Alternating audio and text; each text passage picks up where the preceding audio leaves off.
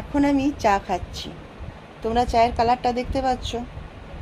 এটা চিনি চা পাতা দিয়ে নর্মাল চা নয়, এটা তোমরাও বুঝতে পারছো। তো এটা হচ্ছে একটা হার্বাল টি, মানে 2 কাপ জলে এলাচ, লং, দারচিনি আর মৌরি এই 4টা একসঙ্গে দিয়ে ফুটাতে দিয়েছিলাম। 2 কাপ জলটা ফুটতে ফুটতে 1 কাপ হলো, তারপরে আমি এই চাটা খাচ্ছি। তো চাটা খেয়ে দেখি চাটার কেমন টেস্ট।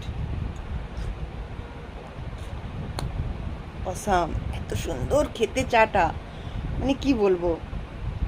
তোমরাও দেখবে, খেয়ে দেখবে চাটা করে কি সুন্দর খেতে।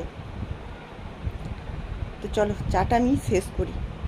আজকে প্রথম আমি এই চাটা বানিয়েছি, এরপর থেকে তো ডেলি এটাই বানাবো। আর সকালবেলাতেই তুলসী পাতা তুলে রেখে দেবো, এটার সঙ্গে তুলসী পাতাটাও দেবো। তোমরাও খাও, দেখবে এটা কিন্তু শরীর খুব ভালো থাকে। ঠান্ডা লাগাটাও আস্তে আস্তে কেটে যায়, ঠান্ডা লাগলেও কোনো অসুবিধা হয় না। চাটা আমি শেষ করি।